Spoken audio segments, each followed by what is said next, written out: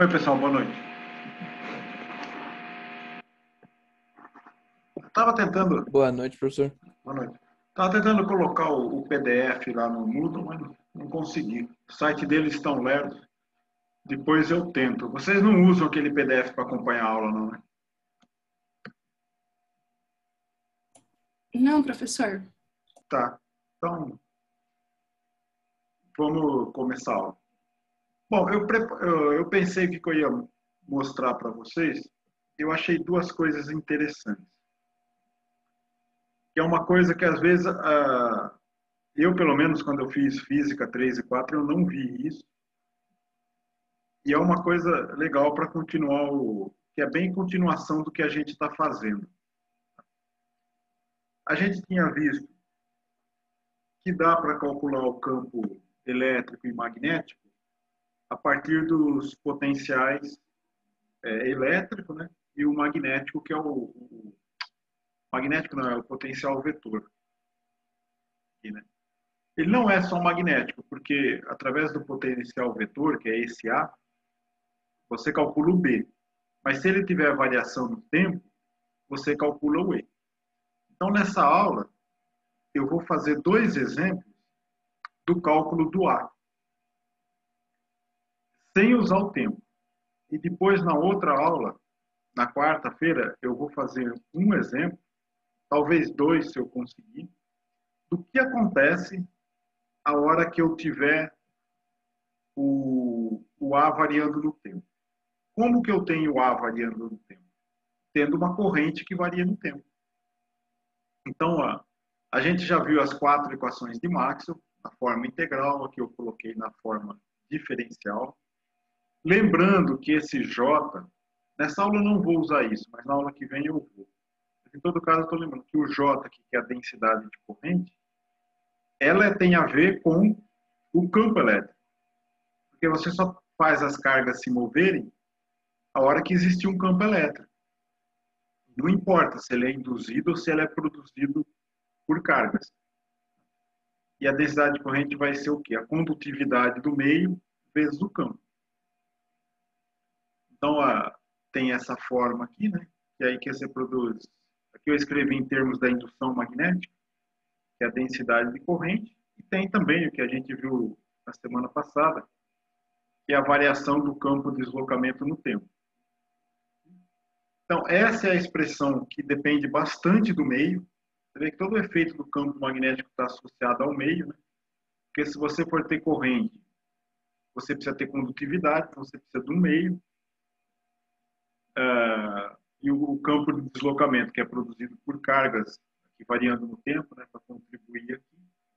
Os outros, tem as outras duas equações não dependem do tempo. A lei de Faraday, que é a lei da indução, né, o rotacional do E menos dB/dt. Isso aqui não depende do meio. O meio está implícito no B aqui. Você vai aumentar você produz um campo H em cima do meio, se ele se magnetizar, ele aumenta o B. Então, está indiretamente explícita no B, mas a princípio você não precisa se preocupar qual que é a permeabilidade do meio, não sei o quê. Você tendo o B, é a variação do B que produz o campo elétrico na indução de Faraday. Aí tem essa que depende do meio, o rotacional do B, desculpa, o divergente do B, que é a lei de Gauss magnética, é sempre zero. E o divergente do E é que depende da densidade de carga. Bom, o que a gente viu? Na semana passada a gente fez a dedução, a demonstração do potencial vetor, e com ele a gente consegue explicar a forma completa do campo elétrico. Então, você tem o gradiente do potencial elétrico, que é a contribuição que vem de cargas distribuídas no espaço, né? O campo direto produzido por carga, que vem lá da lei de Coulomb. E a derivada do AdT, que produz a parte de indução do campo elétrico devido à indução. E o B é o rotacional do A. Então, o que a gente discutiu aqui, o laplaciano do potencial... desculpa, eu tinha falado del ao quadrado aqui. Eu vou explicar aqui embaixo, relembrar o que é esse operador. O del ao quadrado no potencial elétrico vai me dar a densidade de carga sobre a permissividade do meio. E a gente sabe resolver essa equação. Esse del quadrado aqui, o nabla quadrado, mas em física 4 a gente vai falar mais sobre ele, a gente chama ele de laplaciano, que é o del quadrado. Que é a solução de que ele é o quê? O divergente do gradiente. Ó, o campo elétrico, essa parte dele é o gradiente, né, do potencial. Aí se eu pego a lei de Gauss elétrica e calculo o divergente disso, eu vou ficar com o menos lá para fora, que eu passei para o outro lado, e vai ficar o laplaciano do potencial igual a menos a densidade de carga sobre a permissividade. E, tomando o rotacional do B, eu vou chegar na mesma coisa para a corrente. Vocês querem ver? Estou falando aqui, ó, vou pegar para qualquer função. Rotacional de uma função vetorial é o gradiente do divergente menos o divergente do gradiente. Esse divergente do gradiente é o laplaciano ao quadrado, o nabla ao quadrado. Se o F, esse vetorzinho F aqui, for o campo B, aqui vai aparecer o divergente do B. Mas pela lei de Gauss magnética, o divergente do B é sempre zero. Então eu vou ter esse rotacional do B menos o divergente do gradiente, que é menos o laplaciano do campo B. E é isso que eu uso para chegar nessa... o nabla do A, né?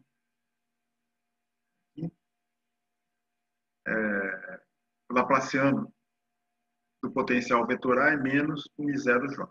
Bom, a gente demonstrou tudo isso na aula passada. Isso não tem a dependência do tempo. Tá? Então, eu até fiz um exemplo na aula passada de como calculo o J, e eu vou fazer mais dois. Mas justamente nessa configuração, onde a corrente é constante. Tá? Então, a gente está falando de coisas sem variação no tempo.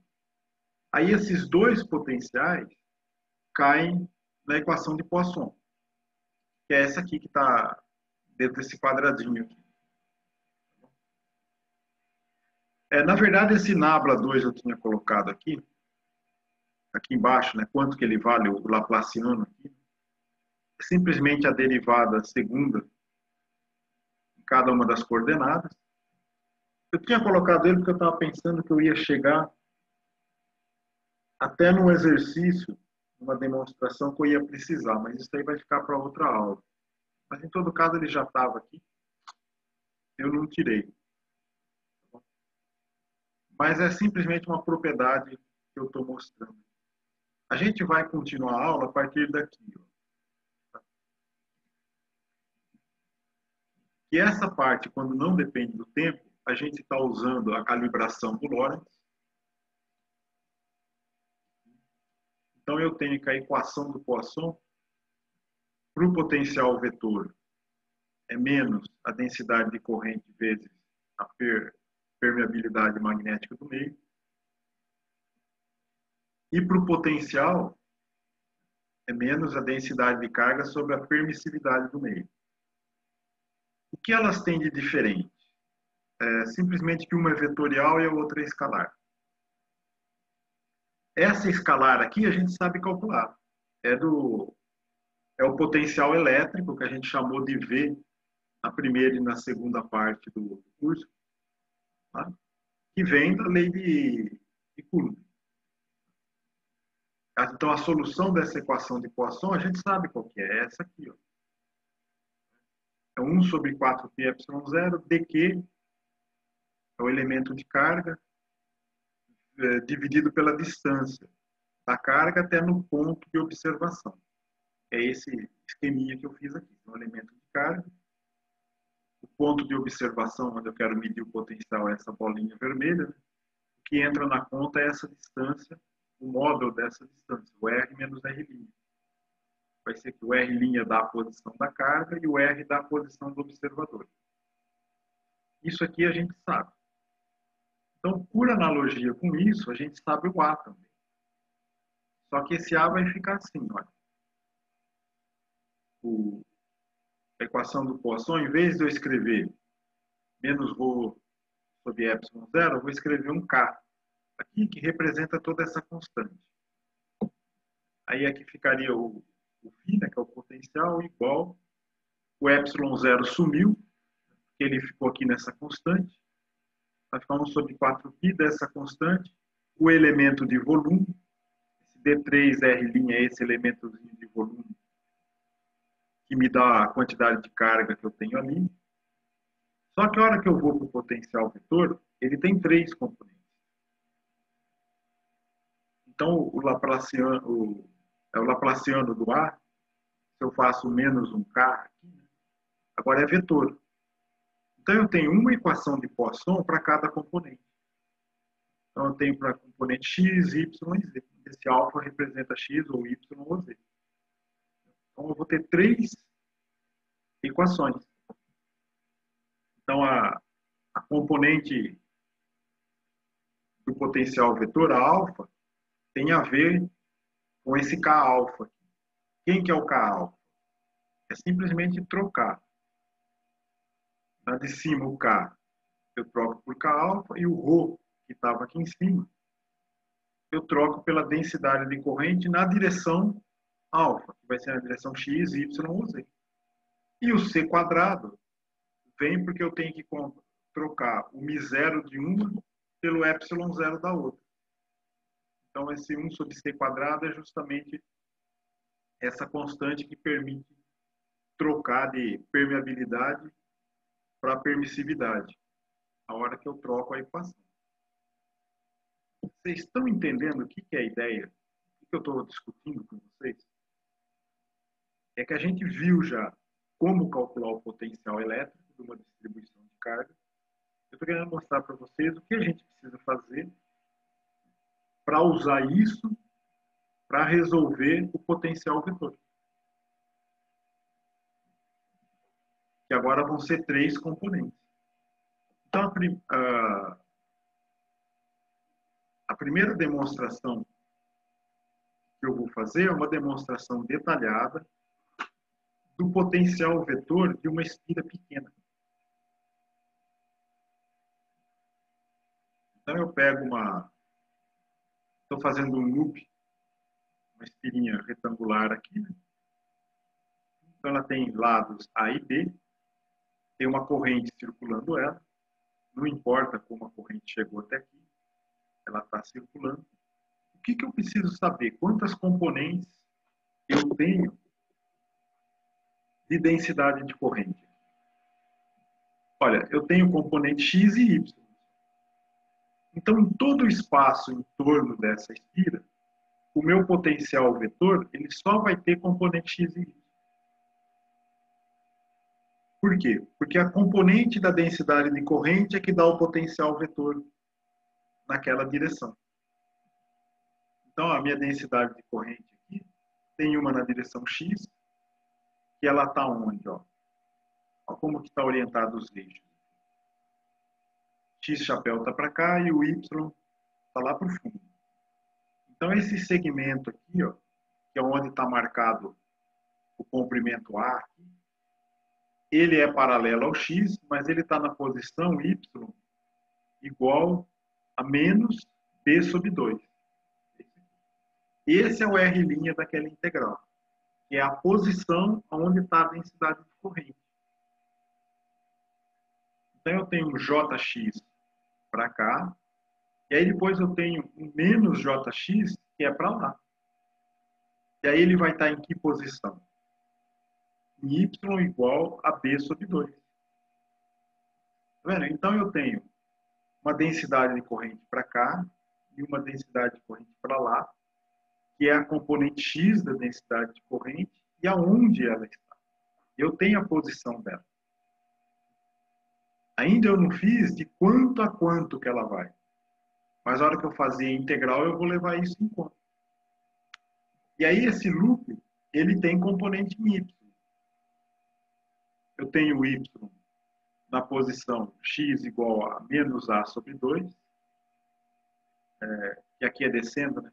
Essa daqui é menos y, essa de baixo aqui, ó, menos jy, tá para cá. O r', a posição dela vai ser em menos a sobre 2 na direção x, é a coordenada x dela. E a outra que está desse lado aqui, né, que está na direção do y, a posição dela vai ser a sobre 2 na direção x, que vai estar aqui. Então ficou claro, né? Eu tenho a direção da densidade de corrente e tenho a componente x ou y dela. Eu ainda só não calculei qual a extensão dela. E aí que eu vou fazer.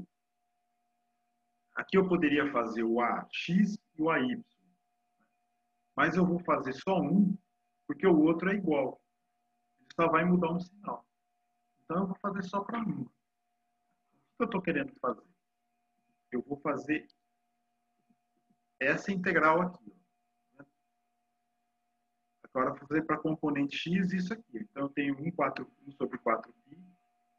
Esse K aqui, que é a densidade de corrente, dividido por C2. Não, desculpa. Aqui, esse K aqui vai ficar o μ0 sobre a densidade de corrente. Essa J alfa sobre C2 é quando eu substituo esse K aqui de cima. Não, desculpa. Quando eu substituo aqui em cima. J sobre o J, o ρ, eu substituo por JC2, eu vou cancelar o ε0 e vai ficar o μ0. Então, o que nessa integral de cima eu vejo como ρ sobre ε0, quando eu calculo a corrente, vai ficar μ0 vezes J. É isso que eu estou fazendo aqui, ó. Ficou μ0 aqui e o Jx. E aqui a posição dele, ó, coordenada R' dele. É essa daqui, ó, da positiva. Ele estava em menos b sobre 2. Aí fica mais. Por que que fica mais? Porque a hora que o meu R estiver em menos b sobre 2, a componente y dele, aí cancela essa. Aí quer dizer que eu estou nessa posição aqui. Aí menos, porque o Jx mudou de sinal aqui. Só que agora ele está na posição mais b sobre 2. Então tem um menos aqui. Então essa que é a gente montou a integral. É parecido com aquela que a gente fez da carga. Onde que está a carga? A componente dela, eu sei quanto que é. E aqui é a mesma coisa. A densidade de corrente, aonde que ela está. Peguei a posição dela. Agora, a dificuldade que vem é falar, bom, e esse Jx B3R'? O que é isso? Esse é o elemento de volume, onde existe corrente. Então, vamos lá. Ó. Densidade de corrente vezes o elemento de volume. É a densidade de corrente vezes dx', dy', dz'. Bom, o dx é a direção da densidade de corrente. Então, o dy dx são duas direções perpendiculares aonde existe. E essa é a direção que representa a seção transversa do fio. Na hora que eu for integrar nessas duas componentes, eu simplesmente estou integrando a densidade de corrente vezes a área do fio. A área da seção transversa. Então, esse J vai me dar o quê? A corrente que está lá dentro. Então, essa integral de densidade de corrente por volume, ela vai me dar a corrente vezes o DL, a direção da corrente. Aí como é que fica o AX? Então eu vou ter I nos dois termos, vai ficar μ0I sobre 4π da integral de menos A2 a A2 desse termo, e menos a integral, a mesma integral, só que agora mudou o sinal do denominador aqui. Agora, se vocês perceberem, primeiro, ó, vocês podem pensar assim, olha, desse ponto até aqui, eu estou indo de menos a sobre 2 até a sobre 2 em x. Que é esse limite da integral aqui. De menos a sobre 2 a sobre 2. No outro, eu estou vindo de a sobre 2 a menos a sobre 2. Então, aqui seria invertido. Mas lembra que eu já considerei o jx na direção menos? Eu já pus que o jx é menos. Então, eu não preciso fazer a integral daqui para cá. Eu tenho que fazer no sentido do x só. Do x positivo. Porque o menos já está aqui. Ó. Eu não posso pôr ele duas vezes. E aí, esse R aqui, eu não especifiquei nesse desenho, mas esse R, o módulo dele é esse Rão, até no ponto P de observação, aqui na bolinha vermelha. Esse aqui é só um ponto de observação, esse R. Não depende da integral. Assim como o B, que é o tamanho da espira na direção Y. Então, nada disso depende da integral. Então, essa integral vai dar de menos a sobre 2 a sobre 2, vai dar a nos dois lados. Então, isso vai sair só o a para fora aqui. E ficar a diferença desses dois termos. Aí. Ficou isso. Aquelas duas integrais contribuem com esse a. E ficou isso. Aonde que vocês já viram esse termo? De potencial. Vocês já viram esse termo quando se calcula potencial elétrico. Da onde que vocês viram isso?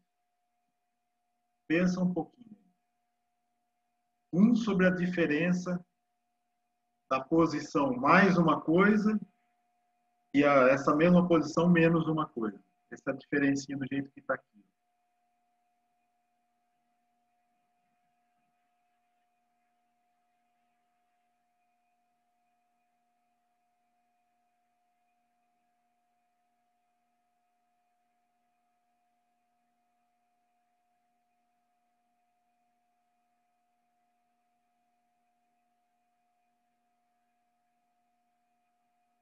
Lembraram ou não?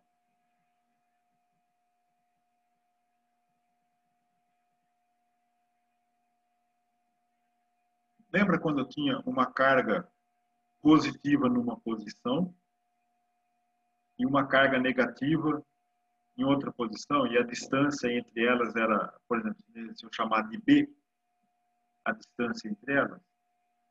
Então, o potencial que ela produzia no espaço, aqui tinha carga só.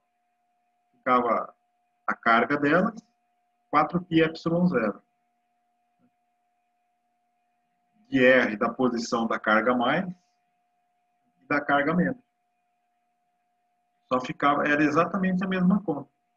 Então, que contribuição o meu AX vai ter? Potencial vetor, a componente X. Ela vai ter uma contribuição como se fosse um dipolo elétrico. É a mesma solução do dipolo. E é por isso que aqui, para não esbarrar na solução exata, que eu teria que fazer uma integral numérica, e aí teria que fazer um gráfico detalhado disso, eu fiz.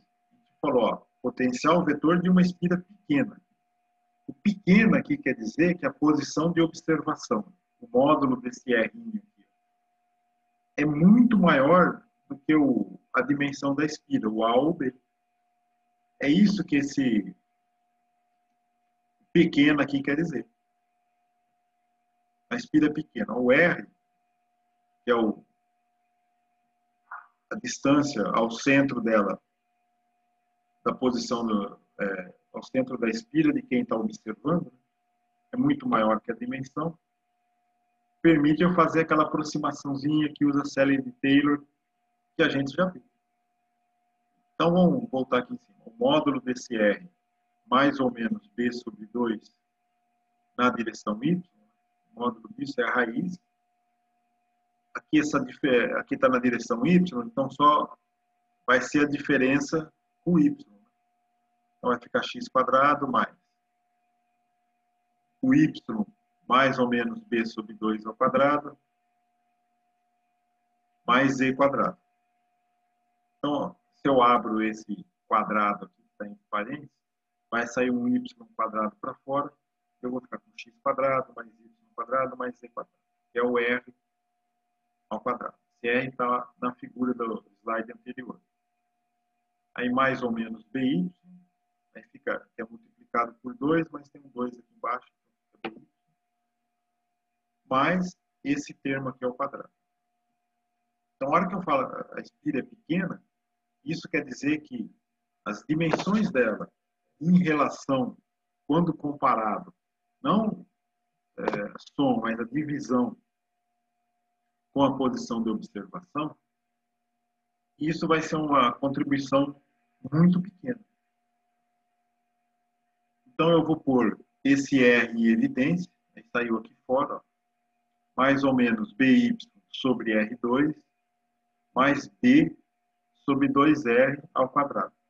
Esse é o termo que, em primeira aproximação, é o que sobra. Aí vai ficar a raiz disso daqui. Mas isso vai estar no denominador. Esse módulo aqui, ó, módulo de R mais ou menos B sobre 2 na direção Y, ele está no denominador aqui em cima. E aí sim eu faço uma aproximação em expansão de série inteira desse termo aqui. Ele vai ficar mais ou menos. Isso aqui equivale a raiz elevada a menos meio, né? Aí vem o menos meio para frente, aí inverteu o sinal. Aqui está mais menos. Aí eu inverto o sinal aqui. Certo? Ó, vai ficar esse termo aqui, ó. A expansão, ele é a primeira correção que tem. Seria mais menos, mas como a raiz está no denominador, então é isso aqui elevado a menos. Aí a série de Taylor, expansão em série de Taylor, eu derivo. Eu vou pegar só a primeira ordem. Vai sair o menos meio. E vai trocar o sinal. Vai ficar menos mais um meio do BY sobre R2. Aí, ó, se eu pego esse termo aqui, ponho aqui, né? Aí agora tem dois, ó. O que era mais ficou menos, o que é menos ficou mais. Aí vai cancelar o menos, o 1 que está aqui, vai sobrar só isso, ó. Só que eu vou ter dois termos, então vai cancelar o 2, ele vai somar. Vai sobrar quem? BY sobre R ao cubo. É o que saiu aqui fora, ó. R2 com R vai dar o R ao cubo e o Y. Aí ficou AB vezes o I. Então, vocês lembraram da prova, né? O mesmo do que a gente viu antes, o I vezes a área da espira é um momento de polo magnético da espira. E ficou a coordenada Y, o R ao cubo. E essa é o... Tem um negativo aqui, que sai daqui. Acho que vocês conseguem ver isso. É só substituir isso lá, vai cancelar, vai sobrar só isso aqui. A hora que a gente for fazer isso, para o eixo Y, né? Então, para o eixo X, aqui que eu tenho mais ou menos o JX, na posição menos ou mais B sobre 2 na direção Y. E deu isso aqui. Isso é extremamente análogo à situação, né? Só que agora a corrente mais está na posição mais e a corrente, o sinal menos, está na posição menos. E essa inversão da ordem do sinal aqui simplesmente inverte o sinal aqui. Então, a componente x era y sobre r ao cubo, menos. A componente y vai ser x sobre r ao cubo, mais. Então, esse potencial vetor que eu tenho, ele só tem componente ax e y. Você fala assim, mas como? Isso vai estar em todo o espaço e eu só tenho componente nessa direção? Exatamente. Porque o potencial vetor, ele sempre está na direção das densidades de carga. Desculpa, densidade de corrente. Então, se eu só tenho corrente AX e AY, eu só tenho potencial vetor AX e AY. Se eu tiver um potencial vetor uma densidade de corrente que é Z, que é que nem a corrente num fio ao longo do eixo Z. O potencial vetor só tem componente X. Isso é o que a gente fez na aula passada. Na aula passada a gente fez o caso unidimensional, agora a gente está fazendo o caso em duas dimensões. Que a corrente, em vez de seguir ao longo de uma direção, ela está fazendo um loop. Aí vai ficar o μ0m. Antes eu tinha chamado o momento magnético de μ, mas aí ficava μ0 vezes μ. E se o meio tivesse uma permeabilidade que não fosse o μ0, aí ficava μ aqui em cima. Então eu troquei por m, tá? Que é o momento magnético, é a corrente vezes a área da espira. E ficou isso daqui. Agora, a gente pode fazer, por exemplo, em coordenadas esféricas. O que isso aqui quer dizer? Se a gente substitui o x por isso aqui e o y por isso aqui, vai sair o seno θ para fora. O φ chapéu é isso daqui, ó, que vai aparecer aqui. Então, se eu estou em coordenadas cartesianas x, y, z, é essa expressão de cima. Se eu estou em coordenadas esféricas, é essa aqui de baixo. Então, o que ela está me mostrando? Olha, o A, ele é sempre no plano XY. Ele não tem componente Z. Mas ele cai com a distância. Quanto mais longe eu vou da espira, ele cai com R ao quadrado. E ele também tem uma componente com o θ.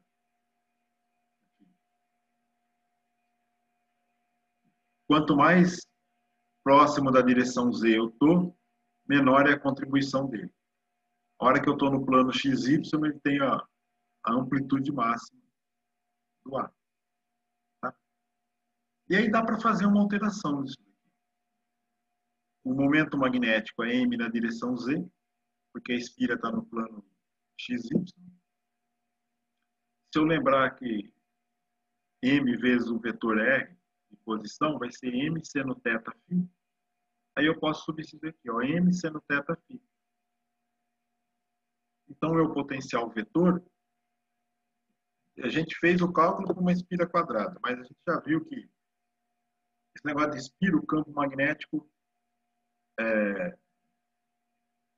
de dipolo, né, que é distante, não depende da forma da espira. Então, o potencial vetor, nessa aproximação de espira pequena, ele também não depende da forma da espira. Ele é simplesmente um momento magnético, produto vetorial, com a direção que eu estou observando, sobre R2. Tá? E aí a gente tem o campo magnético, simplesmente tomando o rotacional disso, que eu vou fazer depois, mas como é um exercício, só para vocês verem como é que calcula o rotacional. Eu já fiz na aula passada, mas eu vou fazer de novo. Esse aqui é o rotacional em coordenadas esféricas. E agora uma coisa interessante que eu vou abordar na próxima aula, que é o seguinte, tá, eu tenho esse A, ele não depende do tempo. Então ele não está produzindo campo elétrico. Mas agora, se eu colocasse essa corrente indo e vindo, uma corrente alternada, o que ia acontecer? Né? Aí a gente ia ver, não a solução da equação de Poisson, mas a de Helmholtz, que é onde entra o potencial retardado. E esse é um exemplo que a gente vai fazer. Então, na hora que eu fizer essa corrente indo e vindo, o campo que a gente vai gerar é a radiação de dipolo. É uma anteninha. Né? E a gente vai ver como é que calcula isso. Só que isso aí é só demonstração, tá? A título de curiosidade para vocês. Em Física 4 a gente vai discutir. Só que lá em Física 4 eu vou fazer a radiação de um dipolo elétrico, que é carga positiva e negativa, vai ser uma distância entre elas, eu ficar alternando essa distância. E isso vai produzir uma radiação, que é igual a essa, só que é para o campo elétrico. É o campo elétrico que varia. E ele induz o campo magnético. Aqui não, a gente vai fazer um campo magnético alternado, induzindo um campo elétrico. Mas eu não vou mexer com o tempo nessa aula não, só na outra. Então, por enquanto, o campo induzido é zero. Tá? Ó, aqui tem um desenho do potencial vetor da espira. Ele tem componente x, y, z, mas o z ele não tem componente. Eu pus em função de x, y, z, eu pus os eixos aqui. Né? Aqui a espira está aqui. A gente está olhando meio de cima. Aqui, né? Não é vista totalmente de topo. Tem a direção x e y. O R2 que está aqui é o x quadrado mais y quadrado mais z quadrado. O K é essas constantes aqui. O M que está aqui é o momento magnético, a corrente vezes a área AB da espira. Então veja como que é o A. Ele é sempre, em qualquer lugar, paralelo com o plano XY. Eu me desloco em Z, ele cai. Ele cai por quê? Porque o seno diminui e também tem o Z aqui embaixo. Ó. O R2 aqui, ele depende do Z. Então, na hora que o Z está aumentando, né? Eu saí do plano XY, ele está diminuindo. Ó. Você vê a queda dele aqui. Ó. Como que ele está caindo.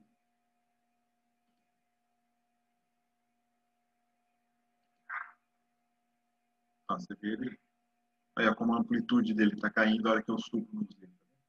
Ou a hora que eu desço. Ele é máximo no plano XY. Depois ele vai caindo. Mas em qualquer ponto que eu vou, ele é sempre perpendicular à distância radial. Ó, se eu venho aqui, ele está perpendicular para cá. Se eu venho a 45 graus aqui, ele está perpendicular. Então esse é o campo, o potencial vetor em torno da espira. Em qualquer ponto. E é esse daí, a hora que eu colocar a corrente aqui para variar, a variação temporal dele vai produzir um campo elétrico, que vai ser perpendicular ao B. Tá? A gente vai ver isso, essa dependência temporal, na próxima aula. Então, se eu for calcular o campo magnético disso, né, o A, ele é um A que ele depende do R, da distância, e só tem direção φ. Então, a única componente do potencial vetor é a componente φ. Então, se eu escrevo em coordenadas esféricas, a componente radial não tem, a componente polar não tem, só tem a componente azimutal, que é do φ. Então, o Aφ, né, é o que a gente calculou ali. Então, ele depende do R, da distância, e depende do θ também. Mas ele está sempre na direção φ. Então, é a componente φ que depende das outras variáveis. Então, eu vou escrever, para não ficar carregando essas constantes aqui nas contas, só pus como um K aqui na frente. Só seno θ sobre R2. Aí eu vou lá naquela tabelinha que eu passei para vocês na aula passada, passei o link dela. Olhei lá, pego o rotacional em coordenadas esféricas. Então ele tem, aqui ele está completo, né? Tem todas as componentes. Aí só vai sobrar aquela que tem componente φ, que é essa primeira aqui, ó, e essa daqui, ó. Tá? Aqui é componente θ e R, não tem.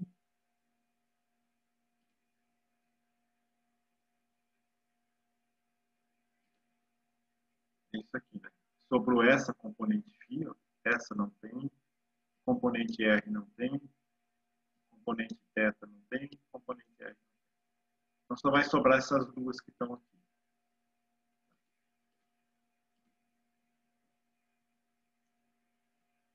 Aí, ó, que interessante.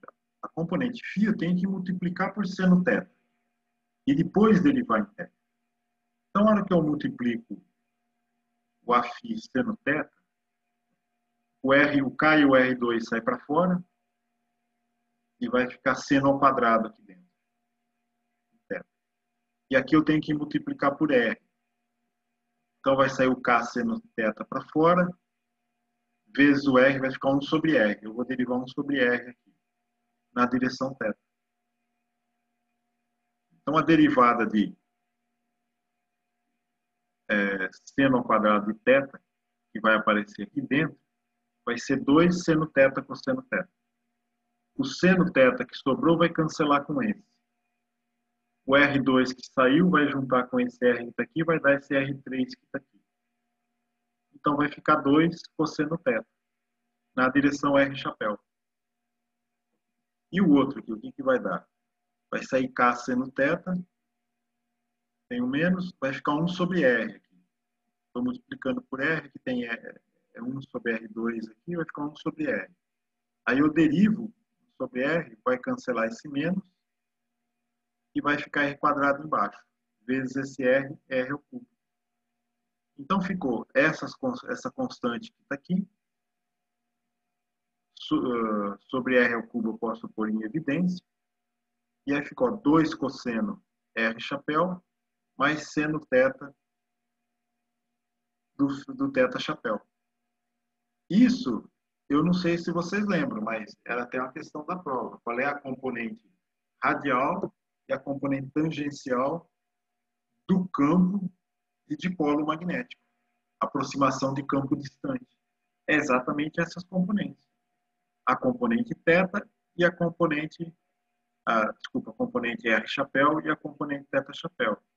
Que uma é o dobro da outra. Quando, no caso lá perguntava, ao longo do eixo Z, era cosseno θ, cosseno de zero, né? Dava 1. E depois, quando estava no plano XY, da outra aqui. Aí essa aqui dava seno θ igual a 1. E uma era o dobro da outra, por causa desse 2 aqui.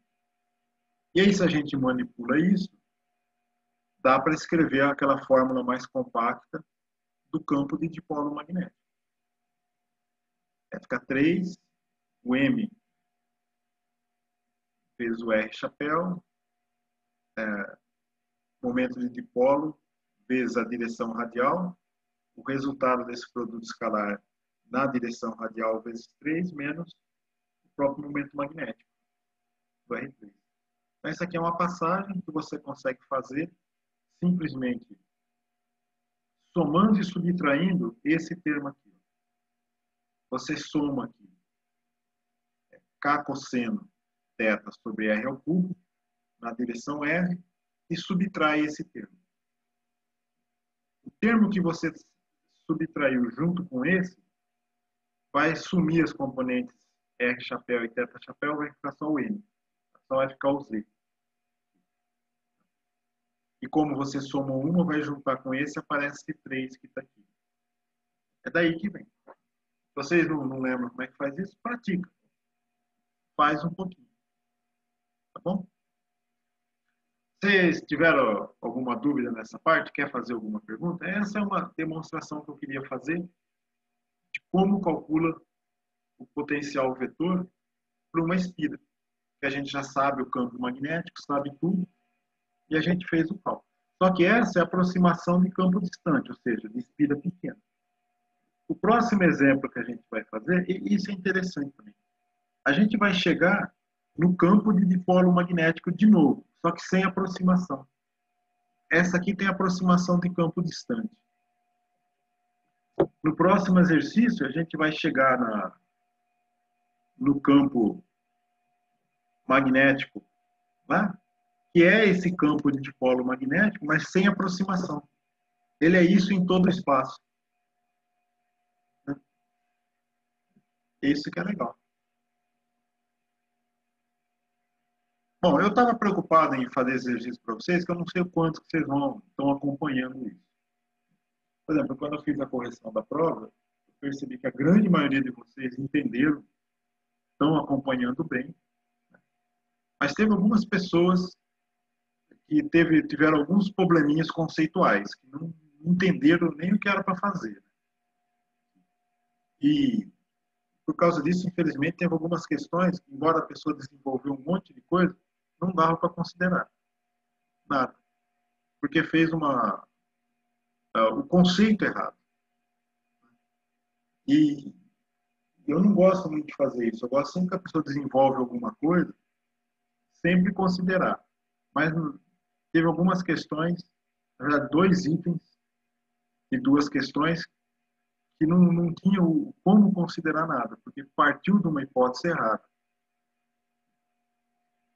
Então, o que eu fico preocupado é assim, enquanto isso está sendo confuso, porque tem toda a dificuldade de matemática, de desenvolver isso, de fazer essas derivadas, de entender a geometria e tal. Mas está entendendo o conceito. Por exemplo, o porquê que a gente pode calcular o A do mesmo modo que a gente calcula para uma distribuição de carga, sendo que agora eu tenho corrente. Por que que isso é solução por que que eu posso calcular o A desse jeito, o potencial vetor? Bom, a gente vai ter essa aula. Aula que vem eu vou fazer um exercício com parque temporal. Depois, sexta, eu não vou fazer mais exercício para vocês. Eu vou estar disponível para alguém que quiser tirar dúvida sobre o que foi dado. Porque quanto mais coisa eu der para vocês, se vocês quererem estudar, vocês vão achar que deu na véspera da prova, é isso que vai cair. Não. Isso aqui que eu estou falando hoje é só para vocês verem. Eu não vou cobrar no nível que está aqui. Não vou pedir para vocês calcularem o potencial vetor de alguma coisa muito complicada. Pode ser alguma coisa assim.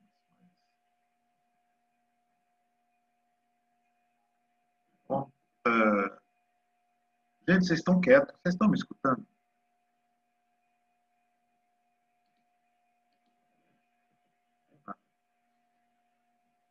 Bom, então é isso.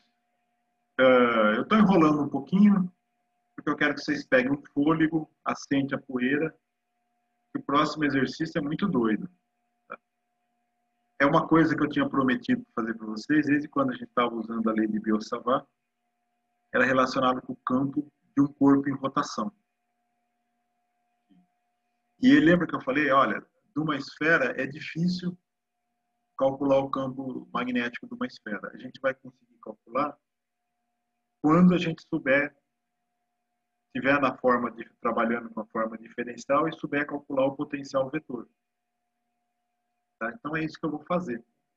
É um caso que eu falei várias vezes, eu vou demonstrar como é que faz o cálculo. E ele é legal porque ele vai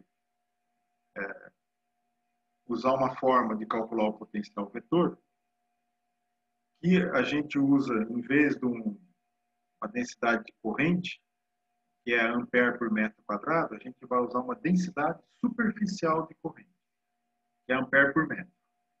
Como é que a gente chega lá? É isso que eu vou demonstrar aqui para vocês. Então, vamos começar de uma coisa bem geral, que é o seguinte: eu tenho um volume aqui, dx dy dz, com carga. E esse volume se desloca. Aqui no desenho, eu vou dizer que ele tem velocidade v na direção x, desculpa, na direção z.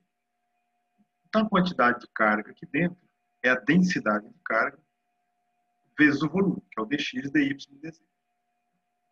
O que é corrente? É a variação da carga no tempo, é o dq dt. Aí vai ficar ρ dx dy dz sobre dt, que é a velocidade. Ele está se deslocando naquilo ali, então o deslocamento desse dz no tempo é a minha velocidade naquela direção. Então, a minha corrente associada a esse elemento vai ser a densidade de carga que tem ali dentro, dx dy, que é a seção transversal aqui, né, perpendicular à velocidade, vezes a velocidade. Bom, mas quem que é a densidade de corrente? É a corrente dividida pela seção transversa, que é o dx dy. Então, isso é ρdv. Então, veja, quando eu tenho uma distribuição de carga, um elemento no espaço com carga dentro se movendo numa velocidade v, Essa é a minha densidade de corrente. A densidade de corrente é sempre a densidade de carga vezes a velocidade. E isso, embora, se eu tivesse pensado antes, eu tinha colocado, mas eu esqueci de colocar, eu não pensei em colocar, aquela equação de continuidade da carga. Se você tomar o divergente desse J aqui, isso vai dar o d-ρ dt, a variação da densidade de carga no tempo.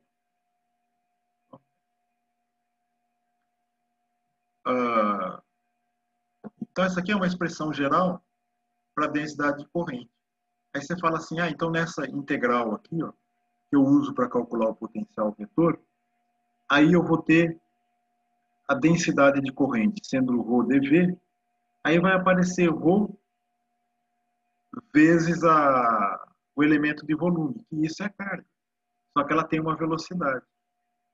Então eu vou ter que, cada componente de velocidade vai dar uma das componentes do potencial vetor. Então o que a gente vai fazer? Eu vou fazer isso em coordenadas esféricas. Eu vou encontrar aqui a densidade superficial, então pus densidades de corrente. Porque tem a densidade de corrente que é o J, e tem a densidade superficial de corrente, que é essa daqui de baixo. Então eu vou demonstrar isso daqui em coordenadas esféricas. Por que vai ser útil para o negócio da esfera que eu vou fazer. Mas a dedução, a conclusão daqui é geral, tá? Então eu tenho esse meu elemento de volume aqui, ó, d3r', que é o r' quadrado, seno θ', d θ', d φ', dr'. O J que está aqui vezes o dr3, eu posso pôr o J, aí esse dr que está aqui eu ponho para cá. Isso é uma densidade de corrente vezes um dr, que é a espessura de uma casca esférica. Isso aqui é a área, é um ângulo sólido, esse r' quadrado, seno θ', d θ', d φ, é um ângulo sólido. Tanto é que se eu integrar em d θ e d φ, dá o 4π r quadrado, que é a área de uma esfera. Então isso aqui é um elemento de ângulo sólido, vezes o R2 dá uma areazinha. O dr é a espessura disso daí, vezes o J, isso é que me dá a densidade superficial de carga. Porque vai dar, desculpa, densidade superficial de corrente. Vai dar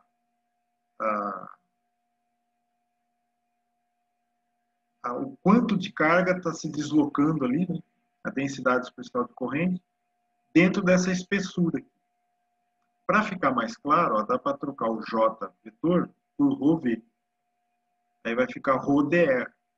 Então, o ρdr é uma densidade superficial de carga. Tá vendo? Porque o ρ é a carga total dentro do elemento de volume, mas só se eu pegar só o dr, é uma densidade superficial de carga dentro desse dr, que está representando o quê? A carga dentro da superfície da casca esférica R de raio R'. Isso aqui está dando a quantidade de carga da superficial de carga vezes o V. Então, a densidade superficial de carga, ou seja, definida dentro de uma espessura dr ali, vezes o V, é que dá a densidade superficial de corrente. Então, aonde que isso vale? Olha, se eu tenho uma esfera de raio R' e eu tenho carga na superfície, essa aqui vai ser minha densidade superficial de corrente, que agora a unidade dela é ampere por metro. Porque o sigma é coulomb por metro quadrado, o V é metro segundo, então o metro daqui cancela com o metro que está embaixo lá, vai sobrar só um metro. E coulomb com segundo vai dar ampere. Então tem isso, e esse aqui ficou o elemento de área. Faltou uma linha. Então o que eu tenho? A densidade superficial de carga vezes a velocidade que isso se move é a densidade superficial de corrente, que é isso que entra aqui. Ó. A densidade superficial de corrente vezes o elemento de área que ela está. Então, basicamente, o que eu estou tendo? A quantidade de carga que tem ali e a velocidade que ele se move. Que é a mesma coisa que está aqui em cima. Eu tenho o J, que é ρdV, então é a quantidade de carga que está ali, vezes a velocidade com que ele se move. É isso que determina o potencial vetor. É carga com velocidade. Então veja que como isso você pode chegar em coisas mais complicadas. Porque a gente está falando de carga, de corrente, né, com velocidade constante. A gente não está mexendo no tempo. Então vamos lá. A gente fez isso, a gente vai resolver isso agora para uma esfera. Então, ó, potencial vetor de esfera em rotação com carga na superfície. Então, eu vou simplesmente pegar uma esfera que a carga está na superfície dela e vou pôr para rodar. E calcular as componentes da densidade de carga superficial, que é a mesma para todas, né? Que é qualquer elemento de área é o mesmo sigma, então o sigma é esse aqui, ó, é a carga total dividida pela área da esfera. Isso aqui o sigma é constante para todos. O que vocês estão estranhando nesse desenho? Vocês podiam falar assim, bom, então eu vou pôr a esfera rodando. Esse ômega representa a velocidade angular, ou seja, ela está rodando em torno desse eixo azul aqui. Então, intuitivamente, o que você espera fazer? Eu pensaria em fazer. Você coloca o eixo de rotação na direção ao eixo Z e calcula o resto. Só que o truque em eletromagnetismo tem uns truquezinhos, uns pulos do gato às vezes, para você se livrar de algumas integrais complicadas. E nesse caso, o truque é o seguinte: eu vou pegar o ponto de observação R no eixo Z e pôr a direção de rotação como sendo uma direção qualquer, dada por esse ângulo psi, e eu estou pondo ela no plano XZ. Isso é geral? É geral. Eu sempre posso fazer isso. Eu tenho um ponto aqui, eu vou observar nesse ponto. Como é uma esfera, eu defino o ponto que eu estou observando como sendo o eixo Z. Então eu ponho um eixo Z aqui, aí eu giro o meu referencial até o eixo de rotação está no plano XZ. Por que se faz isso? Porque fazendo assim eu vou chegar numa integral que eu consigo resolver. Se eu fizer do contrário, não vou conseguir resolver ela, a não ser numericamente. E esse que é o pulo do gato, que é difícil esse exercício. Você não acha ele feito em quase nenhum lugar. O único lugar que ele está feito é no livro de eletromagnetismo do Griffin. E é isso. É um truquezinho bem interessante. Então, com esse truquezinho, ó, como é que fica a velocidade angular? Então, ela está no plano XZ, fazendo um ângulo psi com o eixo Z. Então, ó, vai ser o ômega, seno psi na direção X, cosseno psi na direção Z. A posição do elemento de carga, de corrente, vai ser o R'. Então, ele vai até no raio da superfície, né, o raio A, é o raio da esfera aqui, ó, a esfera de raio A, no R chapéu linha. Tem o linha aqui porque é aquele que vai ser a variável de integração. Quem que é o R chapéu linha? Bom, aí ele está em coordenadas esféricas, né? Tem componente radial, polar, o R chapéu, né? Ele tem componente polar e azimutal. Porque só variando o θ e φ aponta em qualquer direção do espaço. Então é o R chapéu aqui, dado nisso aqui, que é o convencional que a gente já viu. Agora, quem que é a velocidade desse elemento de área aqui, que é apontado pelo vetor R'? Bom, não sei se vocês lembram, às vezes A gente já viu isso, mas às vezes você esquece, né? A velocidade de qualquer ponto em torno de um eixo que está rodando, né? Em qualquer posição do espaço, que a velocidade em torno desse eixo, a velocidade daquele ponto é o ômega vetor, produto vetorial com a posição que você está olhando. Então vai ser o R'. Essa que é a velocidade que, como eu pôr ômega A, né, a velocidade angular e o raio, então eu vou ter o ômega chapéu, que é essa direção aqui, que é esse termo que está entre parênteses aqui em cima, produto vetorial com R'. Isso que me dá a velocidade de qualquer ponto na superfície. Está lá. E aí a gente tem que fazer esse produto vetorial. Você fala assim, pô, mas que negócio chato, hein? Se eu tivesse colocado no Z aqui, aí seria só um termo. Como você não colocou no Z, você colocou contendo componente em duas direções, vai dar dois termos. Produto vetorial com R', que tem 3 termos. Então, você 6 termos, isso daí. Qual que é a vantagem que eu levei em fazer isso? Vocês vão ver na próxima slide. Então, o V, né, a velocidade V, aí eu dividi por ômega A aqui. Na direção X, vai dar esse termo aqui, ó. Bom, aí tem que construir aquele determinante e tal. Se você não lembra daquilo, eu às vezes lembro assim, vai ser a direção X, componente Y do segundo, componente Z do terceiro. Então, o ômega Y.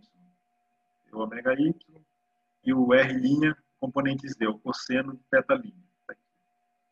Só que o ômega aqui, ó, não tem componente Y, então vai dar 0 esse ômega Y. Mas vai ficar todos os outros. E aqui aparece o ômega Y de novo, que vai dar 0. Então, na verdade, eu fico com 4 termos aqui. E o interessante é o seguinte, os que sobraram, todos dependem do filinha, menos um. Tá? E vocês vão entender o porquê que isso é legal. Esse truque. E esse elemento de área aqui é o elemento de área na superfície de uma esfera, né? É o raio ao quadrado vezes o ângulo sólido. Que é isso aqui. Então, esse elementozinho de área que está aqui, que vai entrar na nossa integral, multiplicando a velocidade. Ó, então, o V vai ficar isso daqui. Aí já teria aqueles dois termos. Porque a velocidade angular não tinha componente Y, então subiu os dois termos, ficou 4. 1, 2, 3, 4. Aí eu vou calcular o potencial vetor. O K vezes o dA. O K vai ficar a velocidade vezes a densidade de carga. A densidade superficial de carga saiu aqui. Velocidade está aqui. Aí vai ficar o seno θ de θ de φ, que é o da área. O dA saiu. Do dA aqui saiu o A quadrado para fora, ficou a parte angular. Do R menos o R' embaixo. Mas antes de eu fazer essa parte de baixo, vocês verem que aqui eu tenho integral em φ. Mas de 0 a 2π da integral do cosseno de φ' ou o seno de φ', a integral de 0 a 2π disso daí é sempre 0. Que é a integral de seno e cosseno em um período. Então, todos esses termos de cima vão sumir. Só esse aqui que não sobe. Porque eu não tenho uma dependência em φ aqui. Então, esse é o único que não vai sumir. Então, veja, a minha integral sumiu toda essa confusão que estava aqui. Ficou só um termo. É uma integral de o seno do psi saiu para fora, que ele não depende da integral. É uma situação fixa, é a direção do eixo de rotação. Não estou mexendo nela. O R que está aqui, que é a posição de observação, também não estou mexendo. Então, só vou ter que integrar isso aqui. Então, só no θ'. E vai dar na direção Y. Aí você fala assim, espera aí. Então, o meu potencial vetor vai ter só componente y? Vai, por quê? Porque eu peguei o eixo de rotação no plano x, z, e o ponto de observação no plano z. Então, só sobrou a componente y a partir dessa definição. Mas a gente vai generalizar isso aí depois. Essa que é a fazer desse truque. Você calcula só para uma componente e depois serve para todas. Então, o R de observação é um R a distância que eu estou na direção Z, chapéu. Potencial vetor vai ficar isso aqui. Ó. Naquele termo lá de baixo, né, eu tenho o R menos o R'. A hora que o R' está na superfície da esfera, então é sempre A quadrado. O módulo ao quadrado, o módulo dele né, é A. O R é R e só tem um ângulo entre eles. É o AR cosseno do θ'. Então eu tenho cosseno do θ' em cima, θ', cosseno do θ' embaixo, e eu posso fazer uma troca de variável. Se eu pego U igual a cosseno de θ', o DU é menos seno do θ' de θ'. Então, em cima vai ficar U DU. É isso aqui. Ó. E embaixo fica a raiz disso daqui. Então, com essa troca de variável, provavelmente existe um método de resolver na mão isso daí. Ficaria algo como isso daqui. Mas, na verdade, simplesmente peguei isso aqui e joguei no Wolfram para ver a resposta.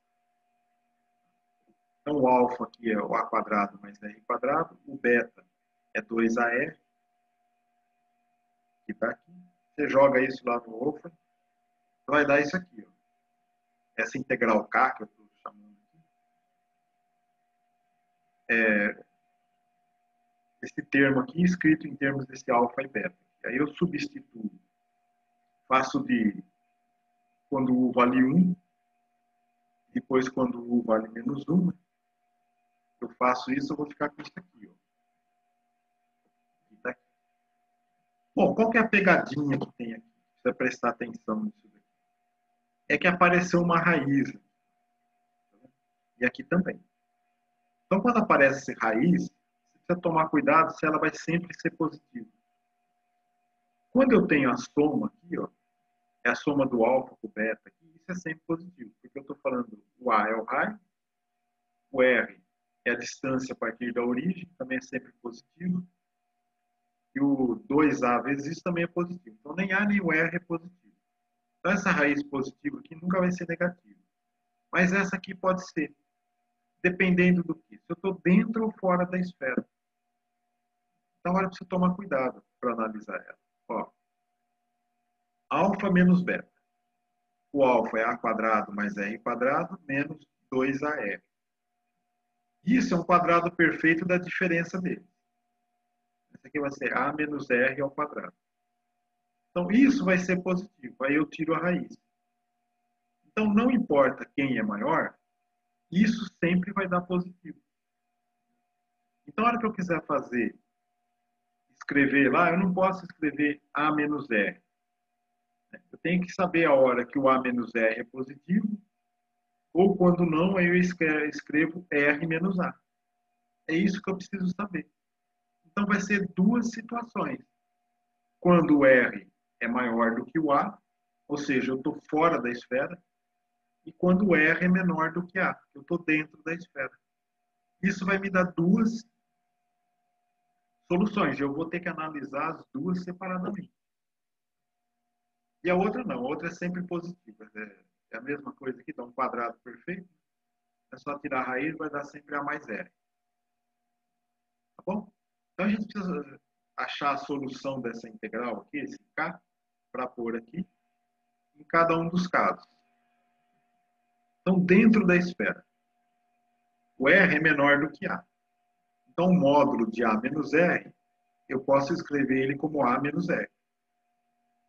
Isso aqui sempre vai ser positivo. Aí, Eu tirei o denominador e passei ele para cá para ficar mais fácil para manipular isso. Aí eu escrevo desse jeito. E aí, quem gosta de brincar, você vai ter que ir trocando as coisas de lado aqui, blá, blá, blá, para ver o que vai acontecer. Dá um pouquinho de trabalho, principalmente sono, dá. Não tente fazer isso depois do almoço, acho que nem depois da janta. Mas você vai vendo aí, você vai vendo que vai cancelando quase todos os termos. Então, nesse caso aqui,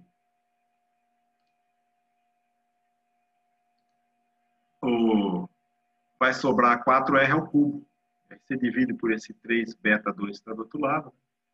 O beta é 2AR ao quadrado. Aí vai ficar isso aqui. Aí você elimina. Vai ficar R ao cubo ou R à quarta. Não, R quadrado. R ao cubo e R quadrado. Vai ficar R em cima. O 2 ao quadrado vai dar o 4, vai cancelar com esse. Vai ficar o quadrado embaixo. Aí fora da esfera, o que eu vou fazer?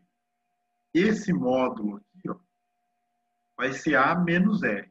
Aí vai ser R menos A. Porque se eu estou fora, o R é maior. Então isso aqui sempre vai dar positivo. Então eu tenho que fazer R menos A. Então o módulo é R menos A. A hora que eu substituo R menos A aqui em cima, aí você repete tudo isso, você vai chegar que o K vai ser 2A sobre 3R2. Então quando eu estou dentro da esfera, eu tenho o R em cima e o A quadrado embaixo. Quando eu estou fora da esfera, eu tenho o A quadrado, desculpa, o A em cima e o R quadrado embaixo.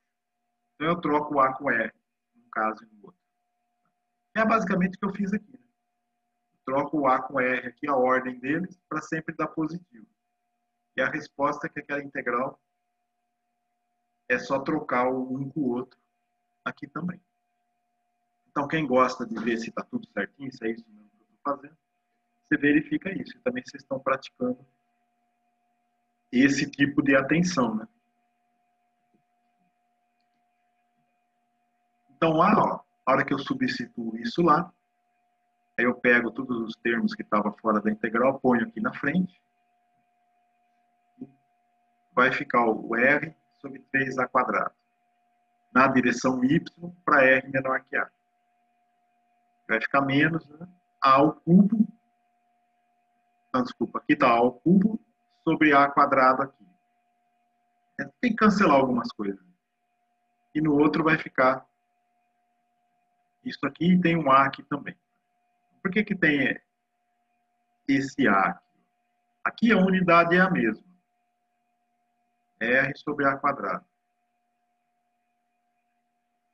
Eu acho que está faltando alguma coisa.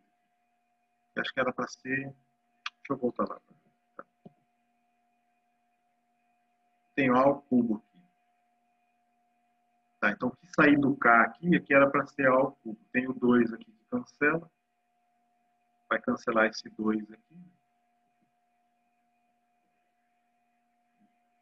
Então, esse aqui é o cubo. Eu não sei porque eu escrevi a quarta aqui. Vai ficar a quarta a hora que eu multiplicar por esse A. Acho que é isso que eu fiz confusão, é? Aqui vai ficar só A, ó, tá certo. É porque aqui era o cubo. É que eu olhei, estava pensando como eu ia escrever lá embaixo, eu já multipliquei de cabeça.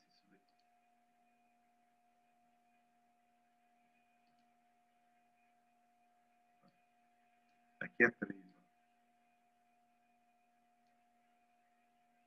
Depois que eu multiplicar por esse, que vai ficar A4.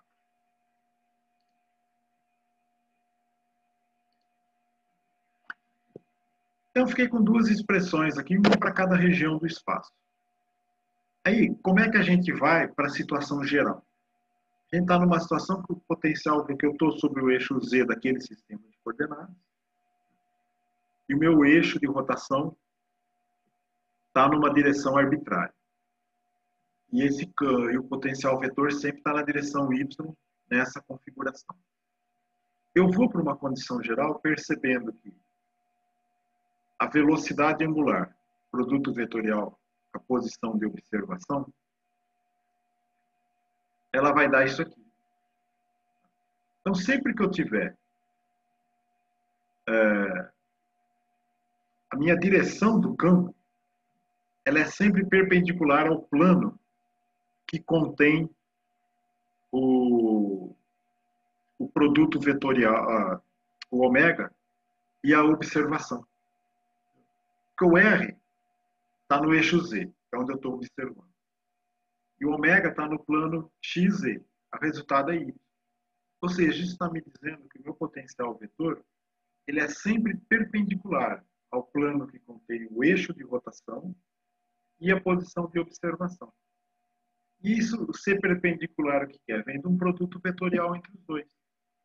Porque se eu faço o eixo de rotação, produto vetorial, com a posição de observação, eu sempre tenho isso.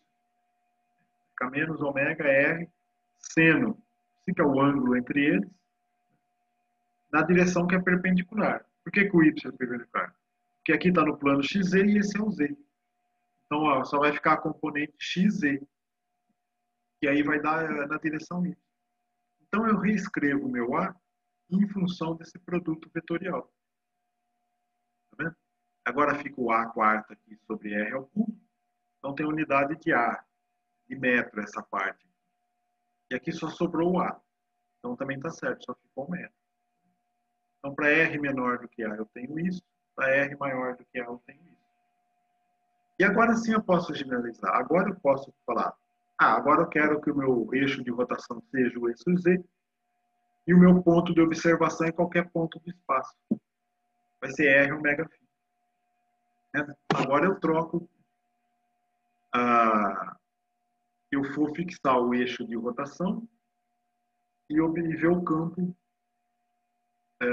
em todo o espaço. Gostaram do truque? Esse truque é legal. Dá uma boa chacoalhada nas ideias. O que significa ter um referencial? Como que você pode brincar com ele? Principalmente no caso de esfera. Porque a esfera é completamente arbitrária as direções. Então você pode brincar, escolher os referenciais de um jeito ou do outro.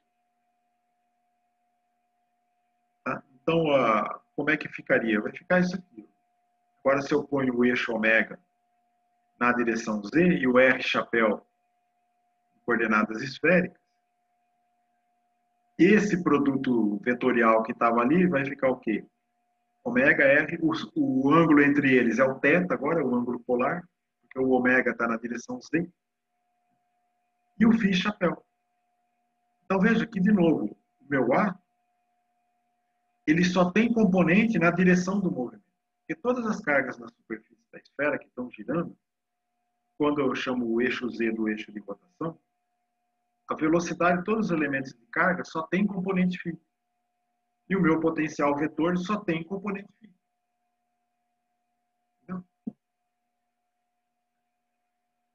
Então, ó, aí fica, um depende do R, né? R seno θ, e o outro é seno θ sobre R2. Então, só estão mudando. Ele aumenta com a distância radial, e o outro, ele cai com R ao quadrado, quando eu estou fora. Mas esse é o potencial vetor.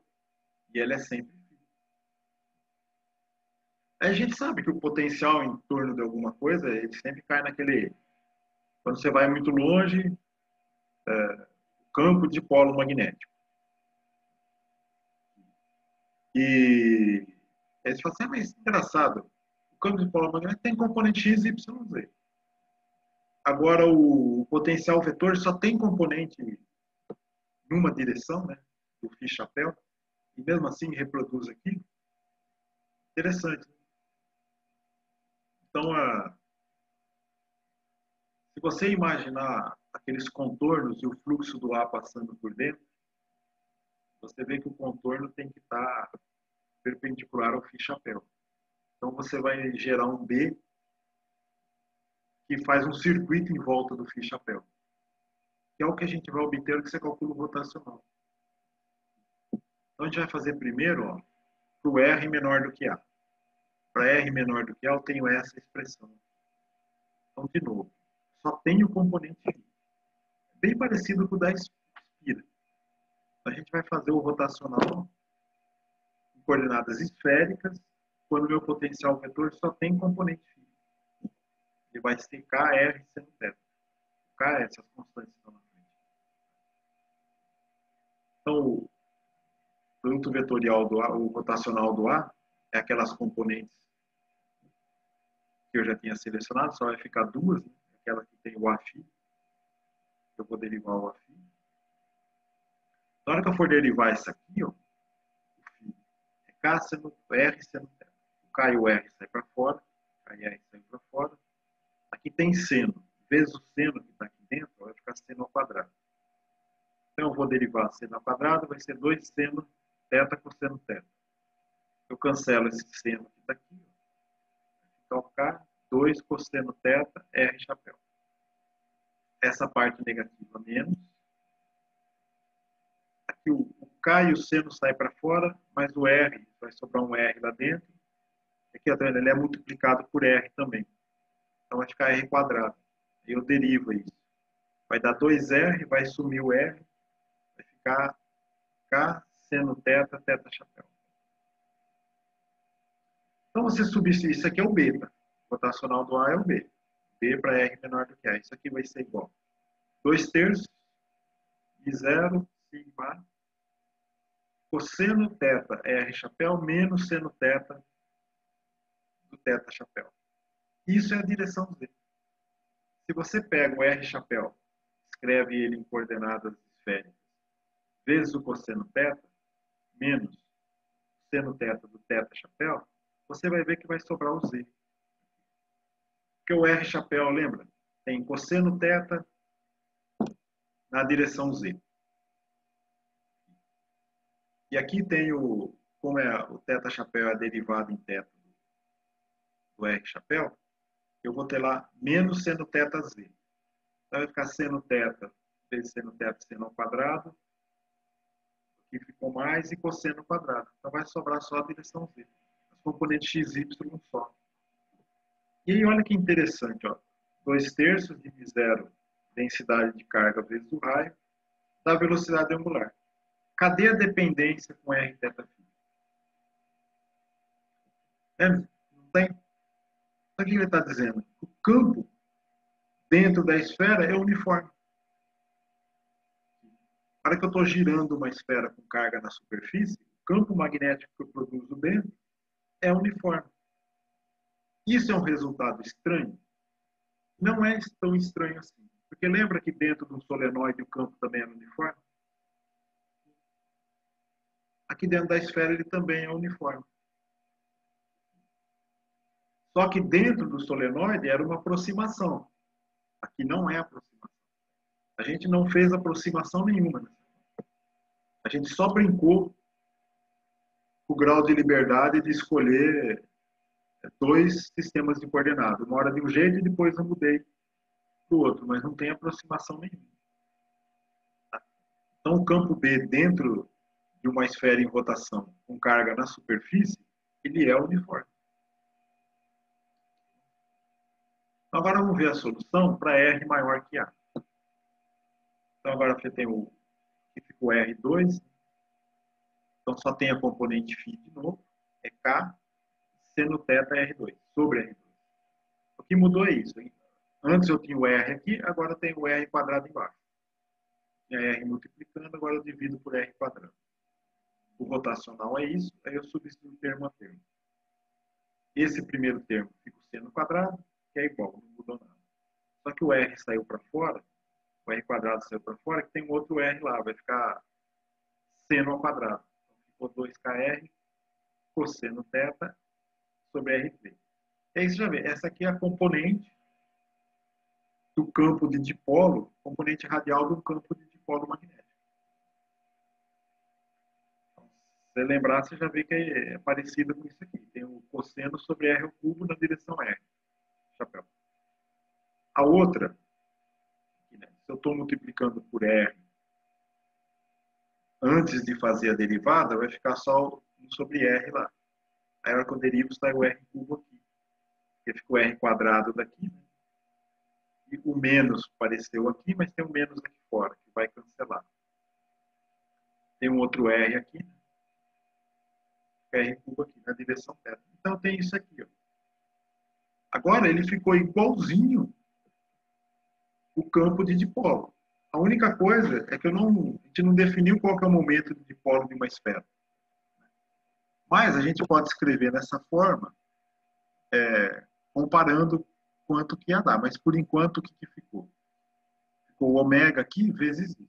Então, se eu somo aqui, cosseno θ na direção R chapéu menos e subtraio, né? Então eu somo e subtraio. Cosseno θ na direção R chapéu, aqui vai sobrar simplesmente a direção Z.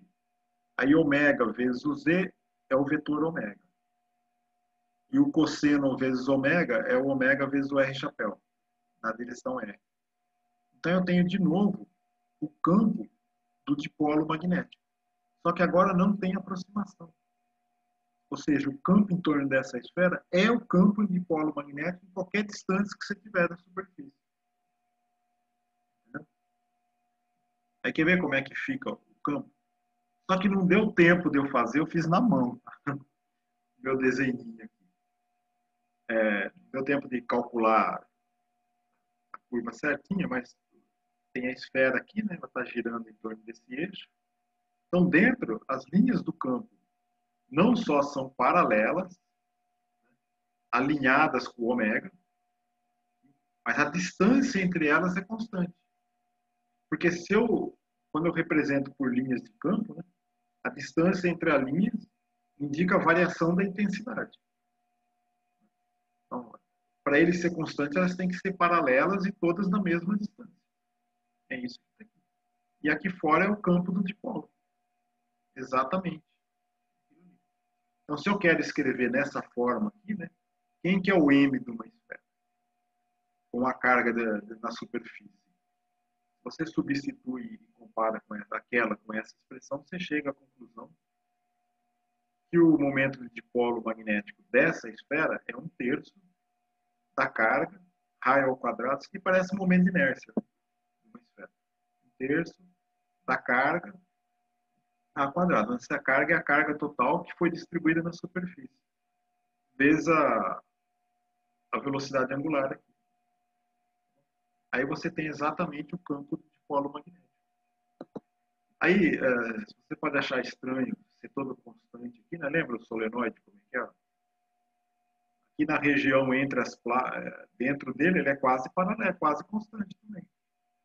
Se ele é muito próximo aqui, muito longo, você tem o campo constante lá dentro. Só que é uma aproximação aqui. Né? Essa esfera rodando, isso é legal. Você tem um campo uniforme, realmente uniforme lá dentro, sem aproximação nenhuma. E fora é o campo de dipolo magnético sem aproximação nenhuma. Legal, não? Esses dois exemplos que eu queria mostrar para vocês, a gente terminar o curso. E agora só está faltando eu pegar aquela espira que a gente fez no primeiro exercício e colocar uma corrente alternada nela. Se alguém quiser se aventurar, brincar com aquilo lá, tentar ver o que vai dar, boa sorte. Aí a gente conversa na quarta-feira. Tudo bem, pessoal? Vocês têm alguma dúvida? Querem perguntar alguma coisa? Gostaram, não gostaram? Dei sono em vocês ou não?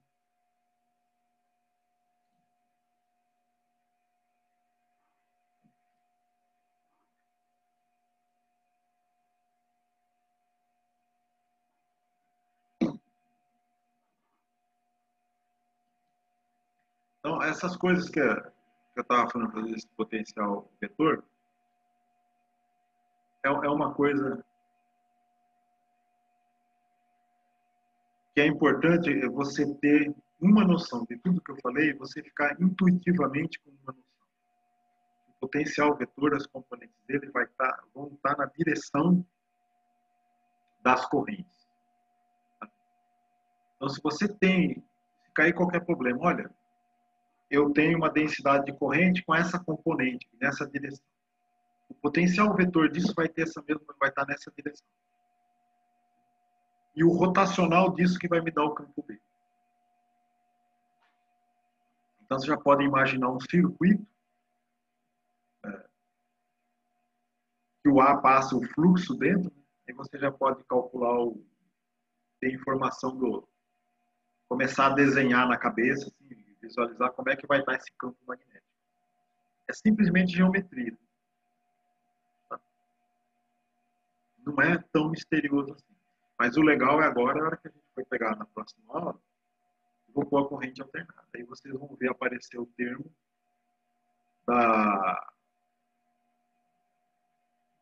que depende do tempo, aí vai ter o campo elétrico induzido, aí vocês vão ver a onda eletromagnética se propagando no espaço, saindo disso daí. E que é uma coisa que a gente vai fazer lá em Física 4, com o dipolo, mas é já mais ou menos lá pelo 1/4 do curso. Por aí. Então vai ser legal vocês poderem ver essa da espira magnética, porque é uma coisa que a gente não faz lá. O pessoal fala que é tudo, mas nunca deduz. E ela não é difícil de deduzir. É isso que eu vou fazer. Dá um pouquinho de trabalho fazer esses rotacionais aí, que nem a gente fez, mas já na aula a gente fez 2 aí, e saiu de boa. E é isso. Bom, pessoal, se vocês não tiverem pergunta, ninguém se manifestou a respeito de mudança da data. Vocês não vêm na véspera da prova, na sexta-feira, pedir para mudar a data da prova na segunda.